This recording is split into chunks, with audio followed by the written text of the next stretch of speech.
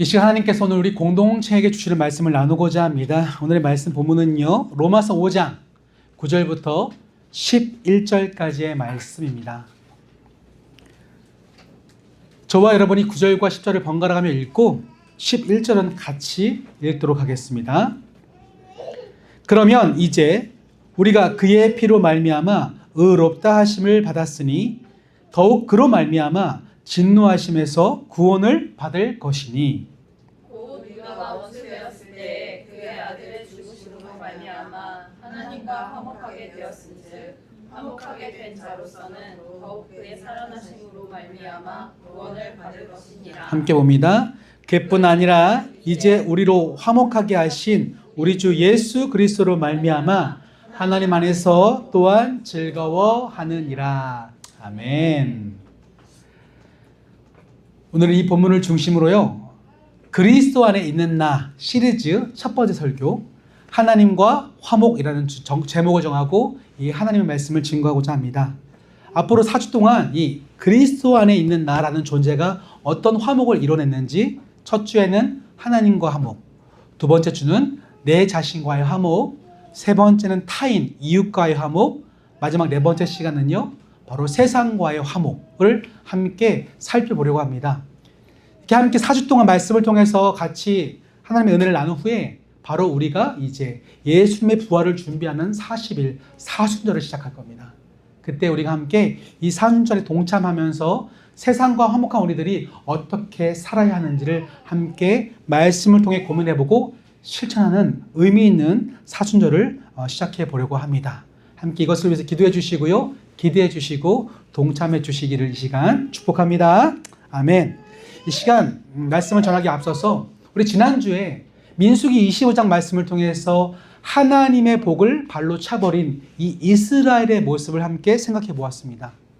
그 누구도 그 축복의 대상이었던 이스라엘을 저주할 수 없었지만 이스라엘은 스스로 그 복을 발로 차버렸죠.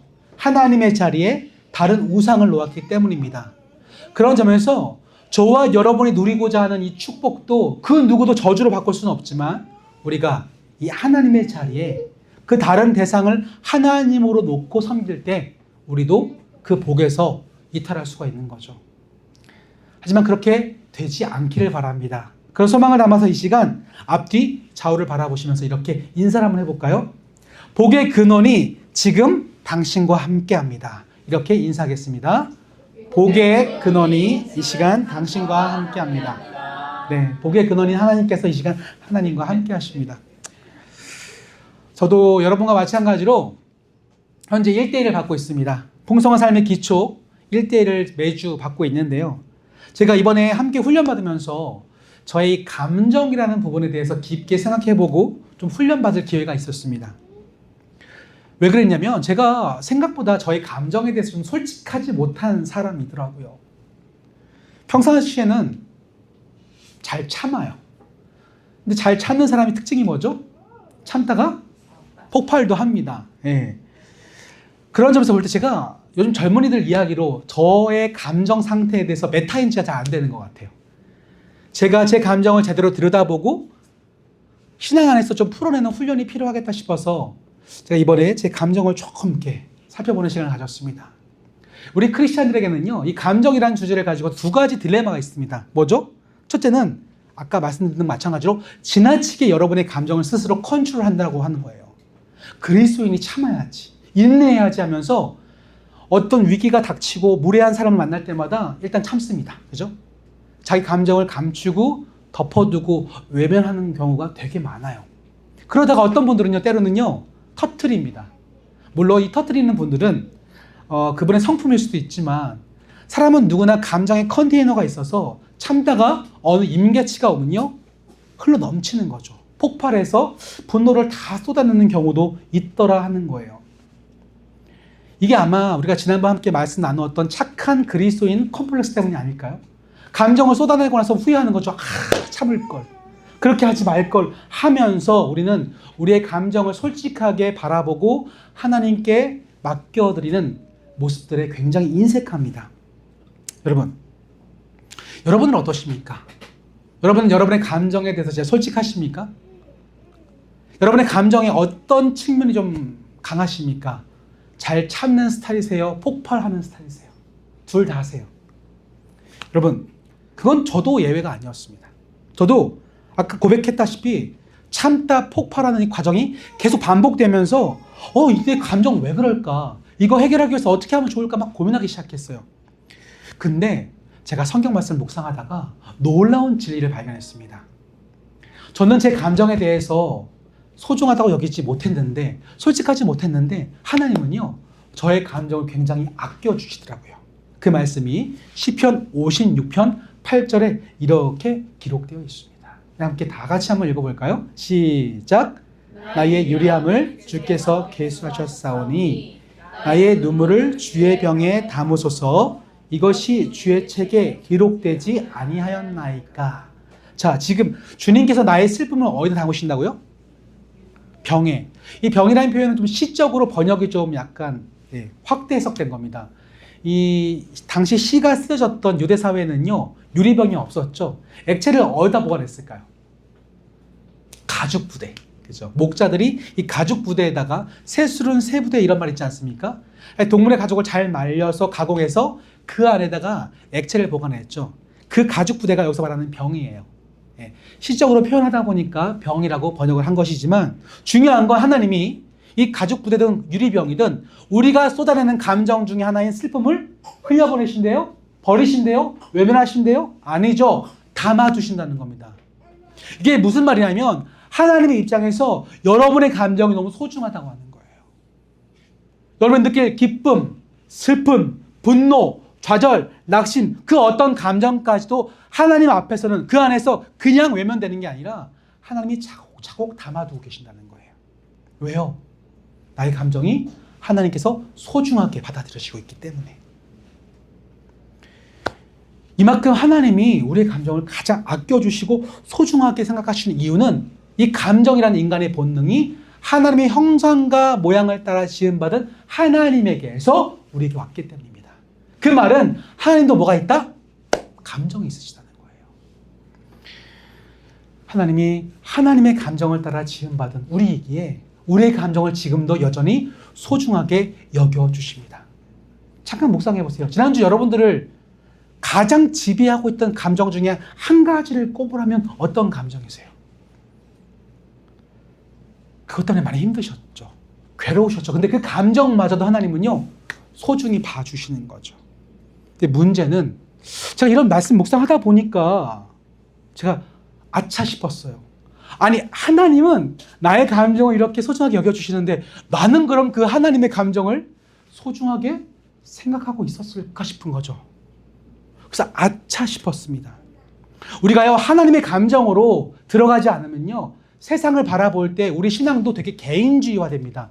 오로지 나의 감정, 나의 상태만 집중하여 보다 보니까 하나님의 눈높이, 감정을 읽어낼 수 없어서 하나님 바라보시는 그 사람의 모습, 이 이웃을 향한 하나님의 시선, 이 깨어진 세상을 향한 하나님의 슬픔에 대해서 공감하지 못하는 거죠. 그렇게 하나님의 감정을 헤아리지 못하는 그리스도인들은요, 굉장히 그 신앙이 자기 중심적이고 이기적일 수밖에 없습니다. 지난주 우리가 민수기 25장은 이런 하나님의 진노의 감정이 폭발되었던, 아주 잘 드러났던 이야기를 담고 있습니다. 기억하십니까? 그 하나님의 분노로 말미암아 이스라엘 공동체 안에 몇 명이 죽습니까? 25명이 아니죠? 25,000명이었습니다. 여러분, 이뿐만이 아니죠. 왜 구약 성경 읽을 때 어떤 분들이 그런 말씀하세요? 되게 무섭다고요. 왜 무섭죠? 하나님의 심판과 진노의 이야기가 생각보다 가득하기 때문이에요. 여러분, 근데 이건 하나님의 진노에 대해서 오해하고 있기 때문인데요. 하나님이 뭔가 분노하시고 감정을 드러내실 때 그만한 이유가 있다 없다? 있다는 거죠. 그 분노하시고 진노하시는 감정의 이유를 우리가 살펴보고 타산지석을 삼을 수 있다면 그 사람은 신앙이 성장하게 되어집니다. 문제는 그 하나님의 감정을 우리가 소중하게 여기지 않기 때문에 무시해요. 방관해요. 그러다 보니까 그 하나님의 마음을 우리가 헤아려 보지 못합니다. 그래서 성경 신약부터 구약까지 쭉 읽어내려가면서 하나님이 진노하시는 감정을 드러내실 때마다 왜 그러셨을까를 정리해 봤더니 한 가지 기준이 있다는 걸 발견하게 됩니다. 그 기준이 뭔지 함께 앞을 보면서 따라해 볼까요? 시작. 하나님의 진노는 하나님의 거룩하심이 죄를 마주할 때 나타나는 필연적인 반응이다. 너무 유식한 표현인가요? 쉽게 설명하면 하나님은 거룩하신 분인데 그 거룩에 죄가 와서 부딪히면요, 하나님은 분노하실 수밖에 없다는 거죠. 진노하실 수밖에 없는 거죠. 하나님은 죄와 양립할 수 없으니까. 이 하나님의 거룩하신 분이시기 때문에 죄가 마주오면요, 화가 나시는 거예요. 진노하시는 거죠. 창세기 3장 기억해 보세요. 인간이 죄를 범한 게 단순히 하나님께서 만드신 규칙을 어겼기 때문일까요? 아니에요. 인간이 범죄했다는 것은, 그 진노를 불러일으켰다는 것은 하나님 없이도 나는 살 수 있다라고 하는 발칙한 독립선언이었습니다. 그래서 하나님이 그 관계를 깨트린 인간을 향해서 진노하시는 거죠. 왜? 그 거룩하심에 도전했기 때문에. 죄가 찾아왔기 때문에. 근데요, 이런 하나님의 진노가 진짜 무섭게 드러나는 모습이 있습니다. 그 모습이 바로 뭐냐면 외면이에요. 외면. 예를 들어 볼게요. 사랑하는 부모와 자식이 있습니다. 좋은 관계를 맺고 있었어요. 자식이 엇나갑니다. 부모가 사랑하니까 어떻게 하죠? 얘야 그러지 마. 처음에는 충고합니다. 잘 다독입니다. 타이릅니다. 근데 또 어겨요. 그 다음에 이 부모의 감정이 어떻게 되죠? 조금씩 분노합니다. 엄히 다스립니다. 지금 바로잡지 않으면 얘 분명히 망가진다. 더 세게 강력하게 경고도 하고 체벌하면 안 되지만 혼찌감도 내면서 이 아이가 돌아올 수 있도록 계속 권면하는 거죠. 근데 어떤 수단과 방법을 동원해도 돌아오지 않으면 마지막에 부모가 내리는 선택은 뭐죠? 버리는 거예요. 방치하고 외면하는 겁니다. 로마서 1장은 이렇게 우리를 외면하시고 방치하신 하나님의 무서운 진노가 자세하게 기록되어 있어요. 로마서 1장 24절에 다음과 같이 증언합니다. 같이 읽을까요? 시작. 그러므로 하나님께서 그들을 마음의 정욕대로 더러움에 내버려 두사 그들의 몸을 서로 욕되게 하셨으니. 네. 이 로마서 1장 이 중반부 2절 말씀, 후반부 말씀은요, 1장 후반부 보면 하나님을 우상으로 대체했던 인간이 얼마큼 타락했는지를 보여준 장면이 나와요. 근데 그때 하나님께 뭐라고 말씀하죠? 그들의 마음의 정욕대로 뭐 했다? 내버려 주셨다. 더러움에 내버려 주셨다. 방치했다. 더 이상 관심을 기울이지 않으신다는 거죠. 인간이 스스로 더러움에 들어갔는데 그 취약한 상태에서 방치하신다는 겁니다. 그 이후에 나타난 결과가 26절부터 쭉 1절 마지막까지 나오는데 이런 내용이에요. 가장 먼저 나오는 게 성적 타락입니다. 남성과 여성이 서로 음욕이 부릴 듯 일어나서 음행을 행하고, 심지어는 남성과 남성이, 여성과 여성이 서로 탐닉하며 순리대로 쓸 것을 역행하는, 하나님의 영리로 쓰는 이 더러운 모습들이 바로 그 다음에 나옵니다. 하나님이 버려두시고 방치하시니까 서로 그렇게 무너지는 거예요. 그 다음에 나오는 결과는 또 뭘까요? 불의와 추악과 탐욕과 악이, 시기와 사기와 살인과 분쟁과 악독과 수근수근 비방, 교만함, 능욕과 악을 행함과 부모 거역하고 우매하고 무정하고 무자비한 상태가 되었다고 쭉 이야기하면서 그 결과가 사망이다라고 선언하고 있는 거예요. 그게 로마서 1장의 내용입니다. 이게 하나님이 버려두시는 무서움이에요. 더 이상 하나님이 관심을 기울이지 않는 무서움이죠. 그런 점에서 이 세상은 스스로 자멸하고 있습니다. 하나님이 부르시는데도 그 부르심을 외면하고 있기 때문에 스스로 자멸하고 파멸하고 침몰하고 있는 거죠.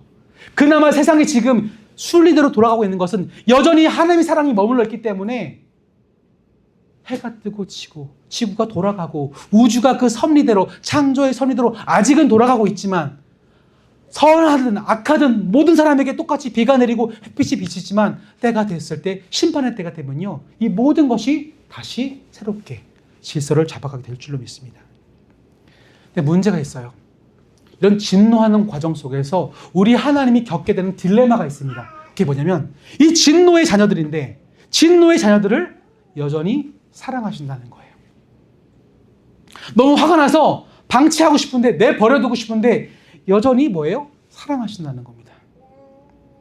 문제는 하나님은 의로우신 분이시기 때문에, 거룩하신 분이기 때문에 죄를 허용할 수가 없는데 이 인간은 여전히 사랑하신다? 결국 이것을 해결하기 위해 딱 한 가지 솔루션을 제공하시는데 그 솔루션이 바로 우리가 묵상하는 십자가에서 벌어집니다. 이 십자가라는 것은요, 하나님이 직접 준비하신 제물인 예수 그리스도가 그곳에 매달려 죽으심으로 말미암아 하나님이 그 예수님께 우리의 진노를 쏟으신 사건이었어요. 근데 그 진노를 쏟고 끝난 게 아니라 그 진노를 쏟으신 이후에 우리가 오히려 그 진노가 해결됨으로 말미암아 하나님과 더불어 화해하게 되어진 겁니다. 영적으로 상상해 보세요. 그 진노의 잔을 십자가에 쏟으실 때 어떤 사건이 벌어졌습니까? 예수님이 이렇게 말씀하십니다. 나의 하나님, 어찌하여 나를 버리시나이까? 성자 예수님은 영원 전부터 영원까지 하나님과 동행하셨는데 그 자리에서 하나님의 버려두심을 당한 거죠. 우리가 당하게 되는데 그렇게 버려두는 고통을 겪으셨고 그 버려두심 고통으로 말미암아 아우성치는 성자 예수님의 호소를 성부 하나님은 외면하셔야만 했고 모른 척하셔야만 했고 그 성부와 성자의 분리와 갈라짐 사이에서 그 고통을 견디시면서 묵묵히 참고 인내하셨던 성령 하나님의 그 아픔은 얼마나 슬픔은 컸을까요? 성삼위 하나님이 그곳에 서로가 서로를 외면하시고 슬픔과 고통 속에 나누셨던 그 자리가 십자가라는 거예요.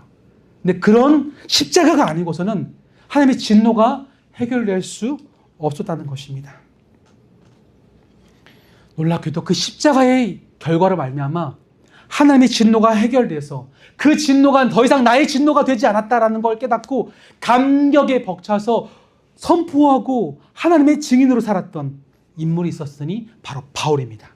이 바울이 스스로를 죄인 중에 괴수라고 불렀지만 그 죄인 중에 괴수였던 자기가 그 하나님의 진노가 피해갔음을 알고 너무나 기뻐서 오늘 말씀 로마서 5장 9절에서 다음과 같이 선포하고 있는 거죠. 우리 다 함께 로마서 5장 9절 같이 읽어볼까요? 시작! 그러면 이제 우리가 그의 피로 말미암아 의롭다 하심을 받았으니 더욱 그로 말미암아 진노하심에서 구원을 받을 것이니. 보세요. 우리가 예수님의 십자가의 보혈을 말미암아 의롭다 하심을 받았으니 그의 진노하심으로 이제 우리가 더 이상 진노의 대상이 아니라 구원을 받게 된 겁니다. 이 진노의 상태라는 것은요, 이런 뜻이에요. 하나님과 내가 원수였다는 겁니다. 철천지 원수, 대적. 이 원수라는 게 뭐죠? 단순히 주차한 문제 때문에 싸우고 이웃 간의 소음 문제로 원수가 된 이 정도가 아니라 이 둘의 관계가 너무나 서로 대적해서 한쪽이 피를 흘리지 않고는 끝날 수 없는 원수지간이었다는 거예요. 근데 한쪽이 죽어야 되는 이 끔찍한 관계가, 이 대적의 관계가 다시금 온전히 회복되었다는 뜻입니다. 그래서 오늘 이 진노하심에서 우리가 구원받았다는 것은 이 대적의 관계에서, 하나님과 우리 사이의 대적의 관계에서 화해가 이루어졌다고 우리에게 말씀하는 거죠. 그 표현이 10절에 다음과 같이 소개되고 있습니다. 다 함께 읽어볼까요? 시작! 곧 우리가 원수 되었을 때에 그의 아들의 죽으심으로 말미암아 하나님과 화목하게 되었은즉 화목하게 된 자로서는 더욱 그의 살아나심으로 말미암아 구원을 받을 것이니라. 아멘. 여기서 말하는 화목의 관계가 되었다, 화목하게 되었다는 표현은 단순히 화해했다, 감정을 풀었다 정도가 아니라 적대적인 관계가 끝나고 더할 나위 없이 온전히 그 관계가 회복된 상태를 뜻합니다. 이 진리가요, 여러분의 주변에서 잘 적용되지 않기 때문에 와닿지 않겠지만, 잘 공감 안 되겠지만 비슷한 감정으로 이해해 볼 수 있습니다.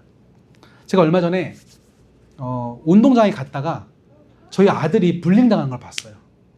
축구하던 친구들 중에 한 놈이 저희 아이를 이렇게 목을 헤드락을 건더니 땅바닥으로 맺히기를 했습니다. 그래서 아이가 뒤로 넘어지면서 땅바닥에 머리를 부딪혔어요. 아프니까 얼마나 울었겠어요. 막 엉엉 웁니다. 근데 이 불링한 이 친구는 저 끝에서 아빠가 보고 있다는 걸 몰랐겠죠. 제가 그 장면을 목격하고 갑자기 분노가 쏟아졌습니다. 이성을 잃어버려요. 저 막 뛰어가면서 제 감정의 본능에 충실했어요. 막 영어로 소리쳤습니다. 너 뭐냐? 너 지금 뭐 하는데 내 아들 불링하냐? 이게 축구냐? 너 왜 얘 괴롭히냐? 막 샤우팅했죠. 얘는 깜짝 놀랐어요. 아빠가 올 줄 몰랐거든요. 이만한 아빠가 눈 이렇게 되어서 막 소리를 치니까 얼음이 됐습니다. 또 그 옆에 다른 친구 2명 있었는데 이 친구들이 저희 아들과 아들의 친구 좀 괴롭혔었어요. 왜냐면 얘들은 좀 키가 크고 덩치가 있거든요. 약하니까 놀 때마다 와가지고 공도 뺏고 괴롭히는 일들이 있었는데 그 장면을 저에게 딱 들킨 거죠. 그래서 정말 혼냈습니다. 혼내고 다시는 너 이런 짓 하면 이대로 끝나지 않는다. 경고하고 다음에는 교장 선생님과 부모를 만날 준비를 해라 하고 끝났어요. 근데 제가 그때부터 후회가 와요. 착한 그리스도인 컴플렉스. 참았으면 어땠을까? 좀 부드럽게 얘기할 수는 없었을까? 절제할 걸 제 감정이. 그렇게 막 고민하다가 또 그 다음날 저 아이를 라이드하러 가서 그 장소에 딱 가면 하필이면 그 애가 또 거기 또 지나가요. 볼 때마다 분노가 일어나요, 안 일어나요? 이놈의 자식. 여러분도 이런 비슷한 경험이 일상에 있지 않습니까? 그런 대상과 밥 먹을 수 있습니까? 그런 대상 얼굴 보고 싶습니까? 대화가 싶으세요? 우리도 이렇게 힘든데 하나님이 여러분을 바라볼 때 그런 상태였다는 거예요.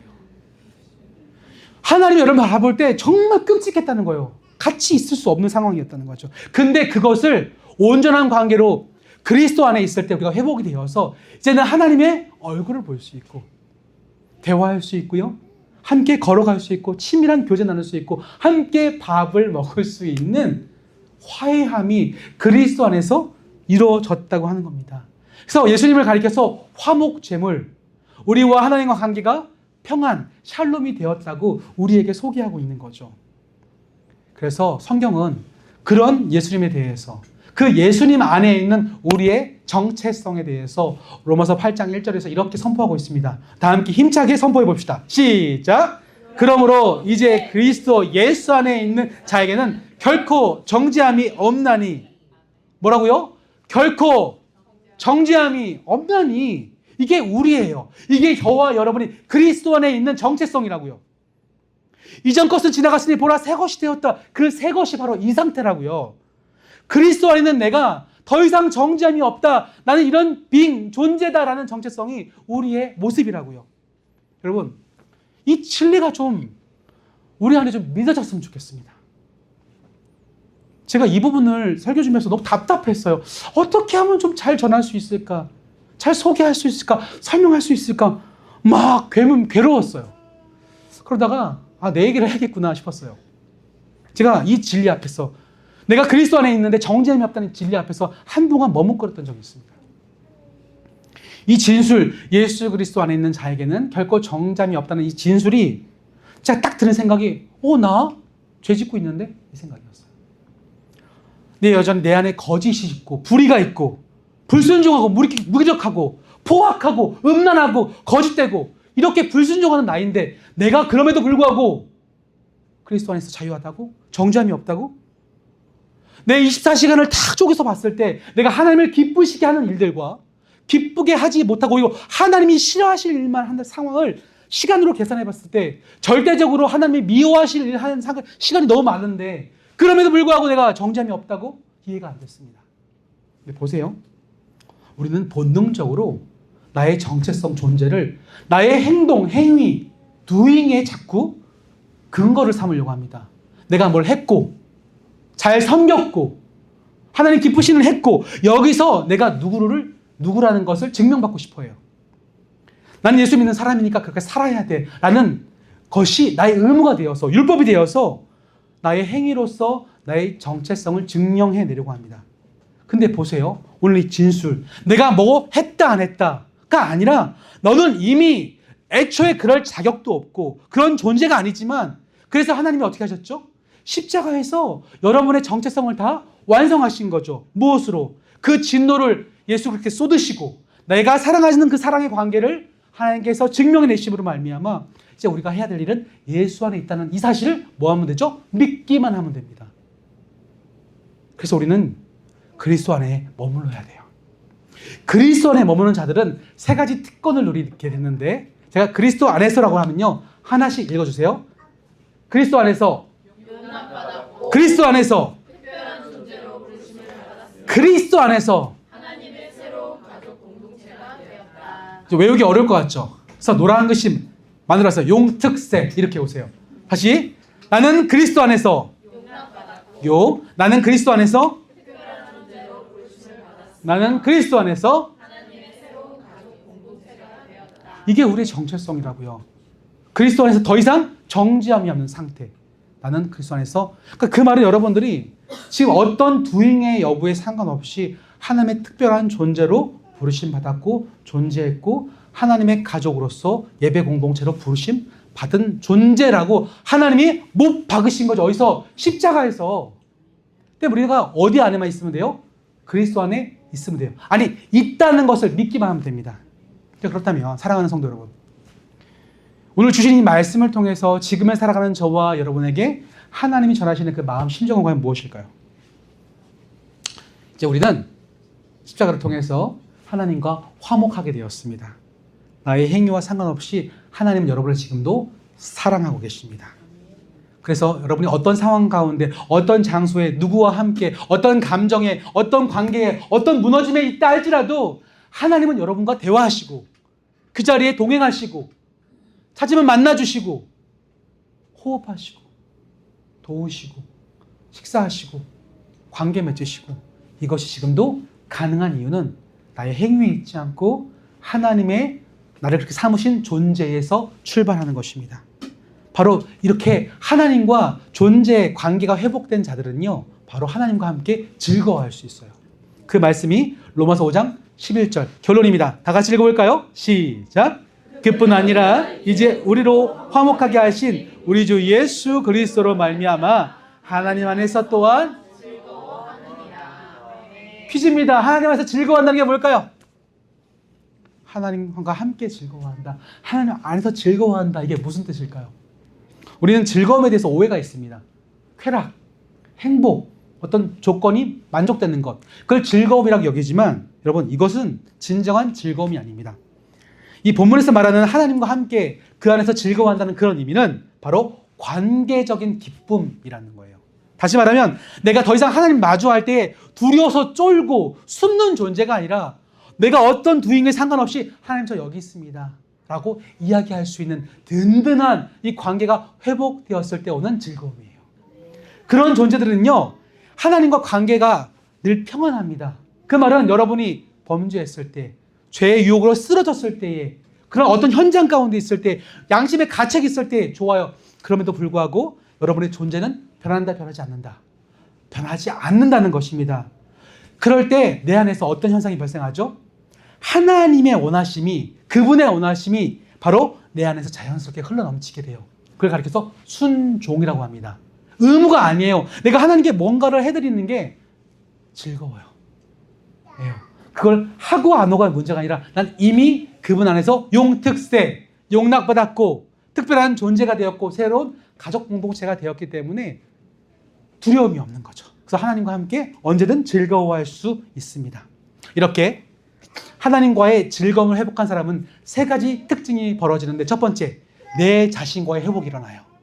세상은요, 내 자신과의 관계도 깨어졌습니다. 다음 시간에 이 설교할 건데 대부분 사람들은요, 자기 자신과의 관계에서 두 극단이에요. 자기 비하, 자기 교만. 보통은 이런 스탠스를 취하는데 진정 하나님과의 관계가 화목함으로 회복된 자들은, 그리스도 안에 있는 자들은 진정한 자기 자신을 보게 됩니다. 두 번째, 하나님과의 즐거움을 회복한 자들은요, 이웃, 타인 간의 관계도 회복되게 됩니다. 세상은 타인과 나의 관계를 시기와 질투, 경쟁의 대상으로 삼는데 하나님과 관계가 회복되어 그리스도 안에 있는 자들은요, 그때부터 돌봄과 섬김의 대상으로 타인을 바라보게 되는 거죠. 마지막, 하나님과의 관계가 즐거움으로 회복된 자들은요, 이 세상, 하나님 창조하신 피조세계와 나를 향해서 회복되게 됩니다. 다시 말하면 하나님이 이 아름답게 지은 세상에 대해서 관심을 기울이게 되면서 나는 그 아름다움을 보존하고 회복시키기 위해서 뭘 할 수 있을까를 고민하기 시작해요. 그러니까 일회용품 쓰면 찔려야 돼요. 플라스틱 막 버리면요, 막 마음의 양심의 가책이 여겨져야 합니다. 지금 이 땅에서는 전쟁이 없지만 폭탄 떨어지고 사람이 죽어나가고 포로가 되고 앞지하는 걸 보면 눈물이 나야 돼요. 왜? 하나님의 시선이 거기 머물고 있거든요. 이 세상의 아픔과 문제에 대해서, 불의에 대해서 나는 어떻게 반응할 것인가. 이런 하나님이 아름답게 창조하신 피조세계가 회복되어야 돼. 내 관심이 들어가기 시작하는 거죠. 그때 그 하나님의 눈높이로 세상을 바라보고 함께 활동하고 존재가 되어질 때 하나님의 즐거움에 참여하게 되어지는 거죠. 이 모든 것이 어디서 출발한다? 어디 안에서? 어디 안에서요? 그리스도 안에서 이루어집니다. 정리합니다. 사랑하는 성도 여러분, 지금 여러분은 그리스도 안에 머물고 있습니다. 이것이 여러분의 정체성이에요. 그리스도 안에 머물고 있을 때 우리는 정리할까요? 하나님의 용납받았고 특별한 존재이며 하나님의 새로운 공동체가 됩니다. 이 사실이 우리의 부르신 하나님과 화목하게 된 우리의 정체성임을 깨닫고 더 이상 우리 두익에 매여서 율법적으로 신앙생활을 하는 게 아니라 그 주신 은혜를 은혜로 선물로 받아 누리는 자유한 저와 여러분 신앙 공동체가 되어지기를 이 시간 주님의 이름으로 간절히 축원합니다. 아멘. 이 시간 말씀을 정리하면서 함께 주신 마음 붙잡고 함께 기도했으면 좋겠습니다. 우리가 세 가지를 놓고 좀 기도하고 싶은데요. 첫 번째 기도 제목은 여러분이 좀 하나님과 화목함을 누리셨으면 좋겠어요. 화목 이미 됐습니다. 우리는 이미 그리스도 안에 있기 때문에 그렇죠. 근데 그리스도 안에 있음에도 불구하고 왜 이렇게 마음이 찔리죠? 왜 이렇게 불편하죠? 내가 하나님과 화목하게 되었다는 이 진리가 내 삶 가운데 이해되지 않기 때문에 그래요. 그리스도 안에 있으면요 결코 정죄함이 없습니다. 이 말씀이 단순히 신학적인 진술이 아니라 여러분 삶의 선명한 진리가 되어서 경험될 수 있게 달라고 함께 기도합시다. 두 번째로 하나님의 감정을 좀 여러분 소중하게 여겨주셨으면 좋겠어요. 하나님도요 기쁘시고요 때로는 슬프시고요 진노하고 화가 나시고요 하나님도 참 답답하실 때가 있을 것 같아요. 이런 하나님의 감정을 소중하게 여기는 사람은 그 감정을 가지고 세상을 바라볼 수 있습니다. 하나님 나도 하나님의 감정으로 세상을 바라보게 하셔서 당신의 시선으로 내가 어떻게 존재해야 할지를 알게 하소서. 마지막 세 번째로 하나님과 함께하는 즐거움을 누릴 수 있도록 지어져가는 교회 공동체가 그 즐거움을 따라갈 수 있는 공동체가 되게 달라고 이 세 가지를 놓고 이 시간 함께 소리의 통성으로 기도하시겠습니다. 하나님 감사합니다. 오늘 주시는 귀한 말씀을 통하여서 우리가 그리스도 안에 있다는 의미가 무엇인지 함께 말씀을 통하여 생각해 보게 하심에 감사합니다.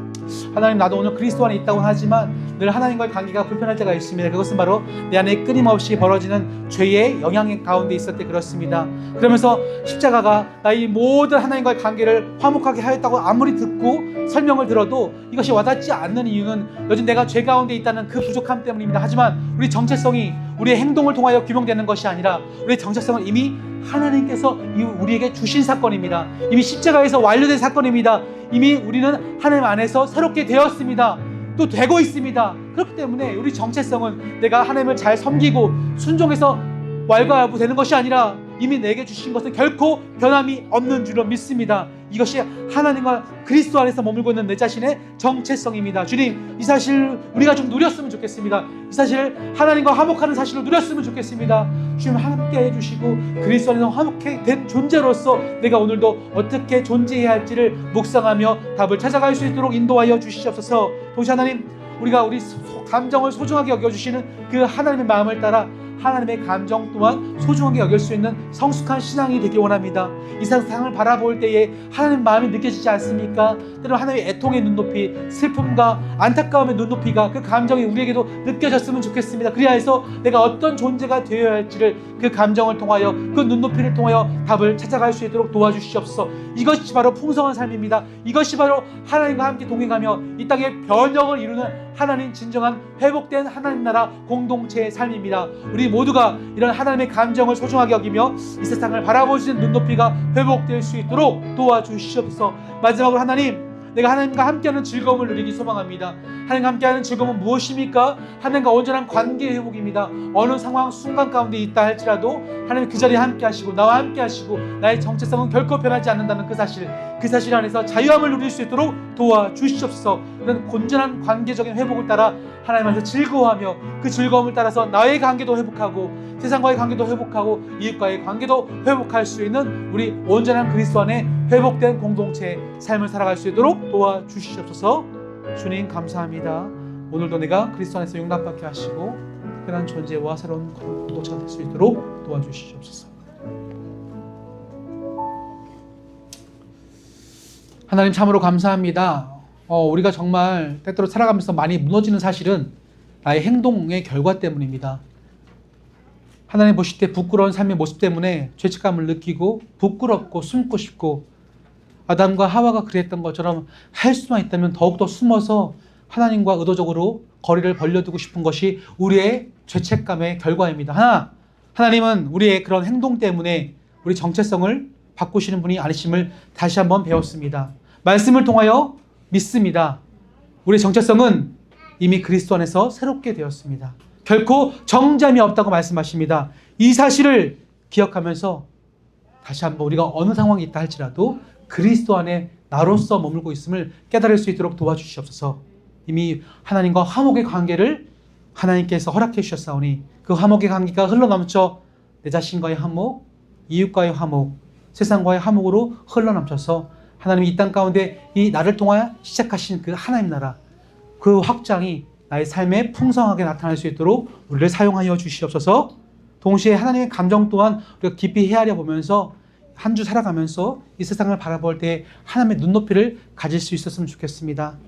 하나님이 슬퍼하시는 자를 향한 같이 슬퍼하게 하시고 하나님의 즐거움과 기쁨이 머무는 곳에 참여케 하시며 하나님이 분노하시는 경우에 함께 분노하며 그 문제를 정말 함께 고민하며 풀어가기 위해서 애쓸 수 있는 우리가 될 수 있도록 하나님 우리와 동행하여 주옵소서. 그런 즐거움을 함께 누리는 공동체가 지어져가는 교회 됐으면 좋겠습니다. 우리가 뭔가를 함으로써 교회 되는 게 아니라 이 하나님의 즐거움을 누리는 것이 하나님의 목적인 줄 알고 오늘도 즐거움 안에 거하는 하나님과 즐거워할 수 있는 지어져가는 교회로 하나님 부르실 때까지 쓰임받을 수 있도록 도와주옵소서. 이 모든 간구 지금도 우리의 존재의 이유가 되시는 정체성의 기초 되시는 살아계시는 예수님 이름으로 기도드립니다. 아멘.